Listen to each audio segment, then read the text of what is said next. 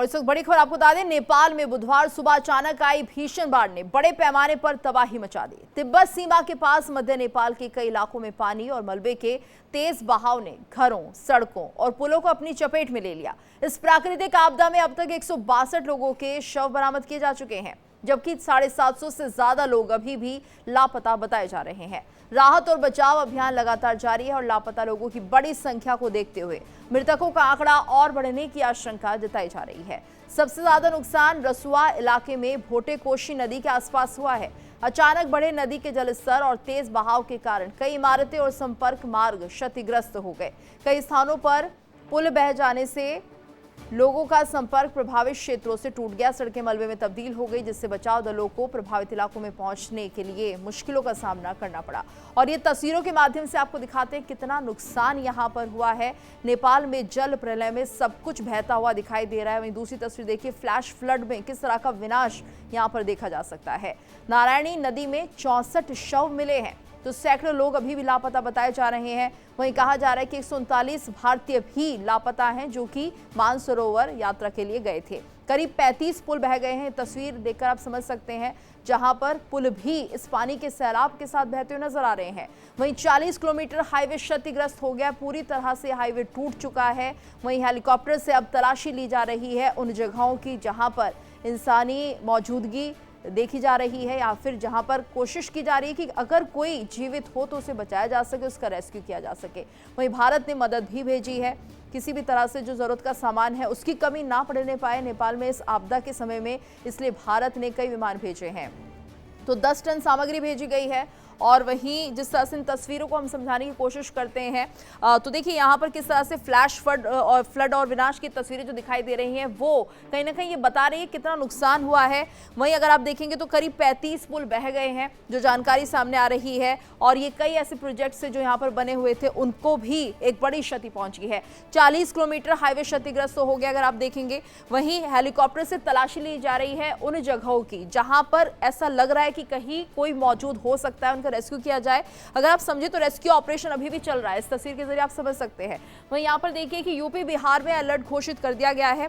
कहा यह जा रहा है कि उत्तर प्रदेश और बिहार में कहीं ना कहीं जिस तरह से ये जल प्रलय आया है उसका एक असर देखा जा सकता है, जिसके चलते यहाँ पर अब अलर्ट जारी है। जो ऐसे एरियाज हैं जहां पर ये नदी का पानी बहुत ज्यादा प्रभावित कर सकता है लोगों को, या फिर उफान पर नदियां आ सकती है, तो वहां के लिए पहले ही उत्तर प्रदेश और बिहार में अलर्ट जारी कर दिया गया है। वहीं 10 टन सामग्री भेजी गई है ऐसी जगहों पर, जिससे कि नेपाल में किसी तरह की परेशानी वहां पर मौजूद लोगों को इस वक्त ना हो, क्योंकि सब कुछ बहता हुआ दिखाई दिया है। भारत ने मदद भेजी है और कई विमान अब तक वहां पहुंच चुके हैं, जो कि लगातार नेपाल में मदद पहुंचा रहे हैं।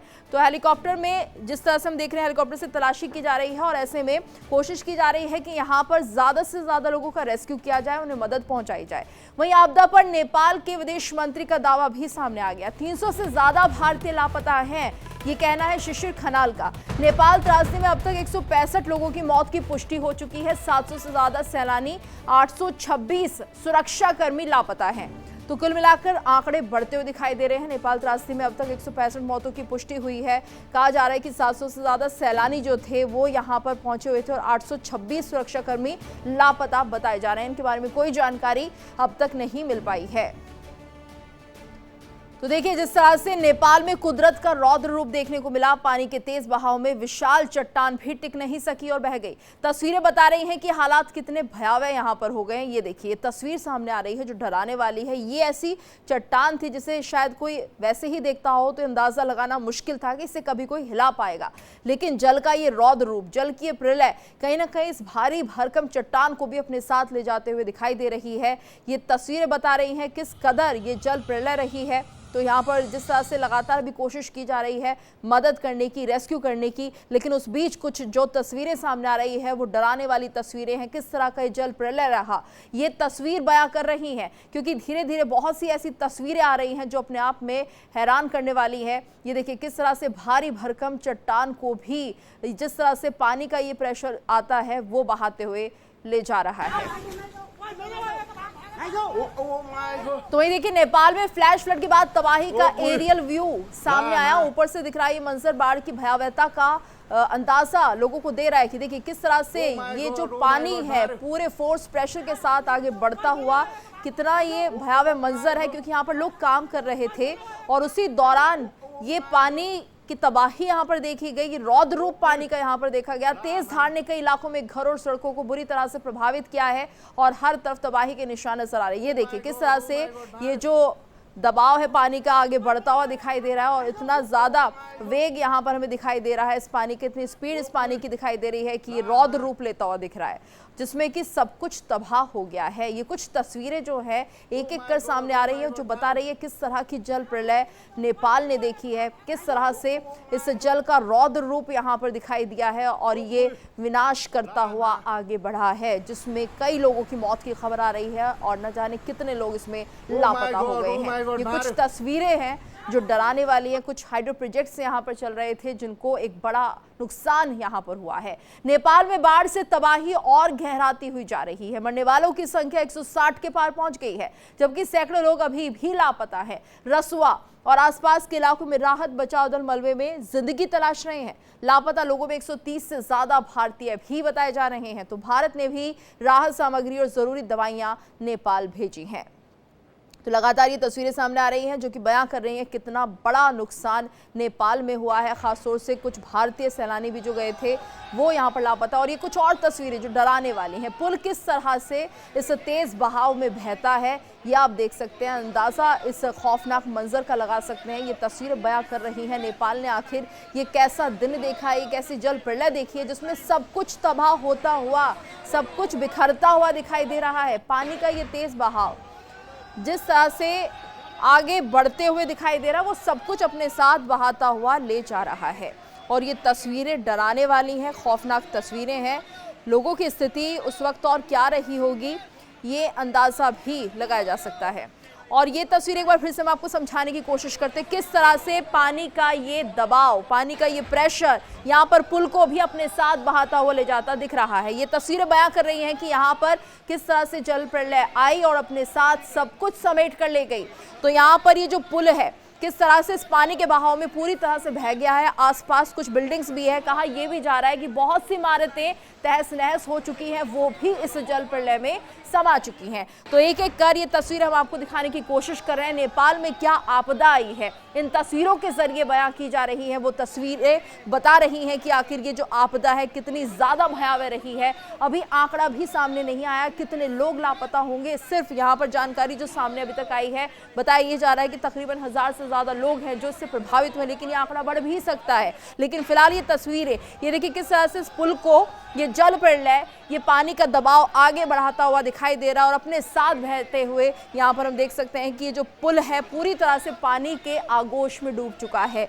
ऐसी सिर्फ एक ही तस्वीरें नहीं हैं, बहुत सी ऐसी तस्वीरें नेपाल से आ रही हैं जो चिंता पैदा कर रही हैं, जो डरा रही हैं कि आखिर किस तरह का खौफनाक मंजर उस वक्त रहा होगा। ये देखिए कुछ और तस्वीरें, ये पूरा रिहायशी इलाका है जहाँ पर लोग रहते हैं और ये जल प्रलय इतनी भयावह थी कि कुछ बिल्डिंग्स जो थी वो पूरी तरह से पानी के दबाव में बहती हुई दिखाई दी। और ये देखिए ये तस्वीरें जो सामने आ रही हैं बता रही हैं कि अभी जो है यहाँ पर हेलीकॉप्टर के जरिए उन लोगों की तलाशी शुरू हो गई है, उन लोगों को ढूंढना शुरू हो गया जो यहाँ पर फंसे हुए हैं। कोशिश की जा रही है ज़्यादा से ज़्यादा लोगों का रेस्क्यू किया जाए, लेकिन ये भी कितना कठिन है। जो इस वक्त वहाँ मौसम बना हुआ है वो भी कहीं ना कहीं इस तरह से बाधा डालता हुआ दिखाई दे रहा है, क्योंकि मौसम अभी सही नहीं है वहाँ पर। और ऐसे में रेस्क्यू करना एक चुनौती है, एक तरह से एक बड़ी चुनौती इन हेलीकॉप्टर्स के लिए भी उस वक्त होती है जब यहाँ पर लोगों का रेस्क्यू किया जाता है। लेकिन कोशिश की जा रही है ज्यादा से ज्यादा जिंदगियों को बचाया जा सके।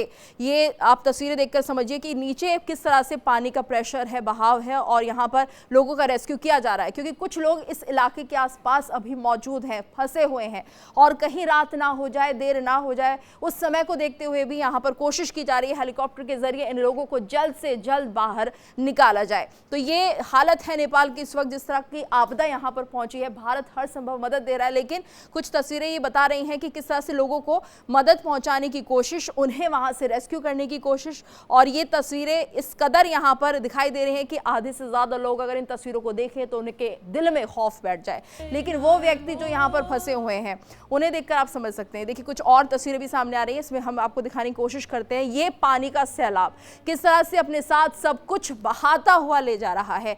तो पहले आप देखेंगे कि किस तरह से यहाँ पर एक बसापत थी, लोग थे, गाड़ियां थी, बिल्डिंग्स थी, लेकिन जैसे ये सैलाब आता है सब कुछ कुछ तबाह, सब कुछ खत्म कर देता हुआ ये यहाँ पर दिखाई देता है। आप अंदाजा लगा सकते हैं कि काफ़ी आपको यहाँ पर गाड़ियाँ दिख रही होगी, लोग दिख रहे होंगे, लेकिन अब यहाँ कुछ भी नहीं है। और इस वक्त हमारे साथ हमारे सहयोगी अनुज भी जुड़ चुके हैं। अनुज, फिलहाल जिस तरह से हालात बने हुए हैं, अगर हम बात करते हैं अभी कितनी कुछ राहत यहां पर मिलती हुई दिखाई दे रही है, क्या रेस्क्यू ऑपरेशंस चल रहे हैं, भारतीयों को लेकर क्या जानकारी मिल पाई है? और देखिए, जिस तरह से नेपाल से जो ये बाढ़ जैसी तस्वीरें आई जिसमें कई जिंदगियों को तबाह कर दिया है, और जीने जो जिंदगी है वो कहते हैं कि अपनी अपनी एक कम एक्सरसाइज में है कि कैसे अपने आप को बचाया जाए। और इस तमाम तरह की कोशिशों के बीच जो भारत सरकार ने कई राहत सामग्री वहाँ पे भेजी है, और तमाम तरह के जो एनडीआरएफ एसडीआरएफ की और टीमों को भी वहाँ पे लगाया। खासतौर उत्तर प्रदेश की अगर बात कर जाए तो सीएम योगी आदित्यनाथ ने साफ तौर पर कहा है कि जो भी भारतीय जो उत्तर प्रदेश से जुड़े लोग जो वहाँ पे लापता है या यूँ कहें कि जिनका संपर्क टूट गया है, वो 1070 पे के एक हेल्पलाइन नंबर जारी किया गया, उससे संपर्क किया जाए। और साथ में ये भी अलर्ट किया गया जो नेपाल से जो सटे हुए जो सीमा है, जो जिले जहाँ बहराइच महाराजगंज, जो उन जगहों को भी अलर्ट मोड पर रखा गया कि वहाँ की सिचुएशन को और वहाँ की जो बाढ़ से जो चपेट में आने की जो संभावना उसको एकदम नजर रखने के दिशा निर्देश दिया गया। और राहत आयुक्त जो कंट्रोल रूम जो यहाँ पर है, वो लगातार यहाँ पे कई लोगों को यहाँ मॉनिटरिंग की जा रही है। सिचुएशन को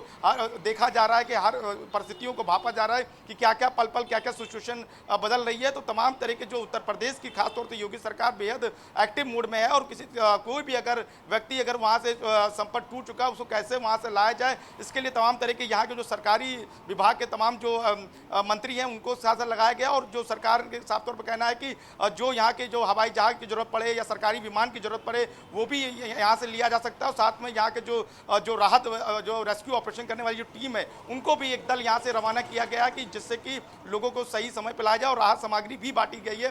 तो तमाम तरह की ये जद्दोजहद है जिंदगी बचाने की, जो कि जिस तरह से कल की तस्वीरें आई हैं, जलप्रलय की तस्वीरें आई है, ये एक तरह से भयावह तस्वीरें 2013 की जब केदारनाथ में जिस तरह से आई थी और तमाम जिंदगियां खत्म हुई थी, और ठीक उसी 2013 की ये तस्वीरें एक याद दिलाती है जिसके लोगों में एक डर और जहन है, और लोगों के पल पल में इस बात को लेकर बेचैनी है कि वहाँ की अपने परिवार को लेकर बेचैनी है कि आखिर मेरा परिवार वहाँ पे सुरक्षित है कि नहीं है। पर कुल मिला के जो ये तबाही का मंजर बेहद भयावह है, और लोग अपनी जिंदगी बचाने के मुहाने पे खड़े हैं। कैसे बिल्कुल अनुज, और क्या कुछ हेल्पलाइन नंबर्स यूपी सरकार की तरफ से जारी किए गए हैं, कुछ बताया जा रहा है इसको लेकर, ये हम आपसे जानेंगे। लेकिन फिलहाल अभी अमरदेव पासवान हमारे संवाददाता हैं, उनका रुख कर लेते हैं। अमरदेव, आपसे हम समझना चाहेंगे, अगर हम पश्चिम बंगाल की बात करते हैं तो यहाँ से कहा जा रहा है कि कुछ लोग जो थे वो नेपाल घूमने गए थे, जिनको लेकर अभी कोई जानकारी सामने नहीं आ रही है।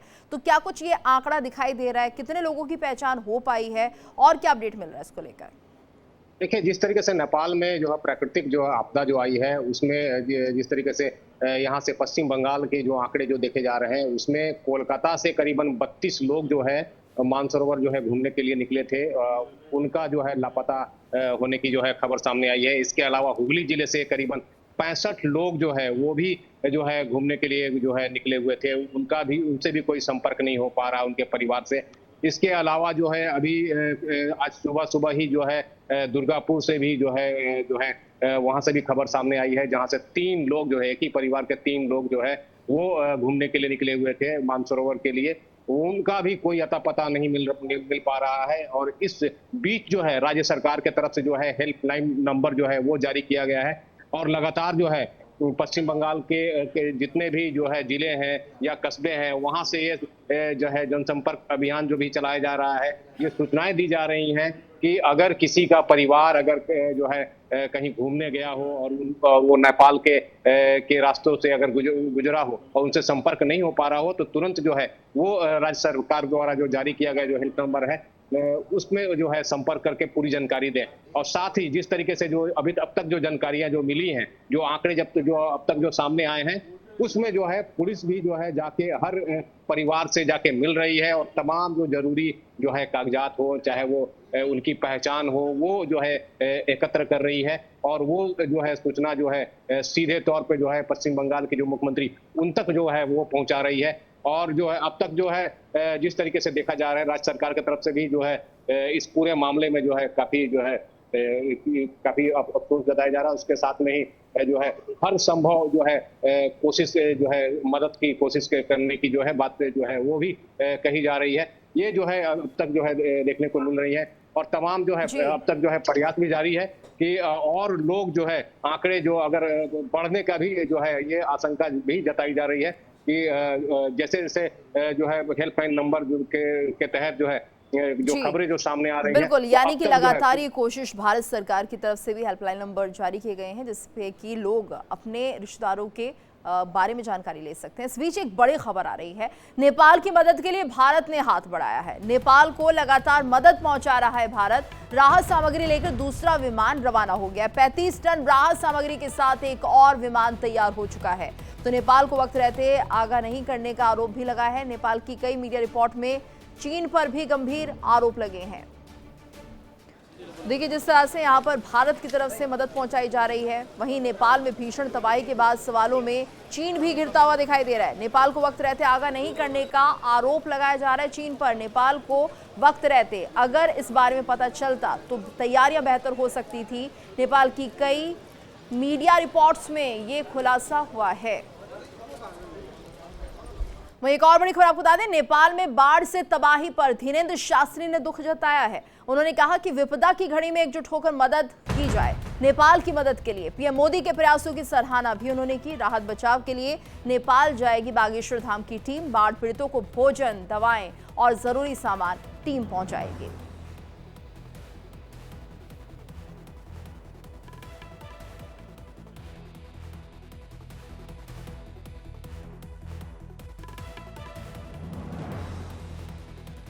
नेपाल में जो यह विचित्र त्रासदी देवी योग के कारण आई, हमने जैसे ही अभी भारत आए और हमने देखा, हृदय हमारा छन्नी छन्नी हो गया। उस स्थिति को देखकर भगवान बागेश्वर बालाजी के चरणों में हम बैठकर प्रार्थना कर रहे, हनुमान दादा सबकी रक्षा करें। और पूरे नेपाल के बागेश्वर धाम मंडल से हमारी प्रार्थना है कि आप तुरंत सेवा कार्य में लग जाएं। बागेश्वर धाम से भी कुछ लोग सेवा के लिए पहुंच रहे हैं। आप चिंता मत करो। परिस्थितियां तो भगवान योग के कारण विचित्र हुई हैं। जो बाढ़ आई, हजारों घर बेघर हो गए, कईयों के घर पर कई घर के सदस्य बह गए। वह बहुत ही हृदय विदारक घटना है। हम भगवान से प्रार्थना कर रहे हैं, भगवान सबको सबल दें, संबल दें और जिनके जीवन में यह त्रासदी आई, भगवान सबकी रक्षा करें।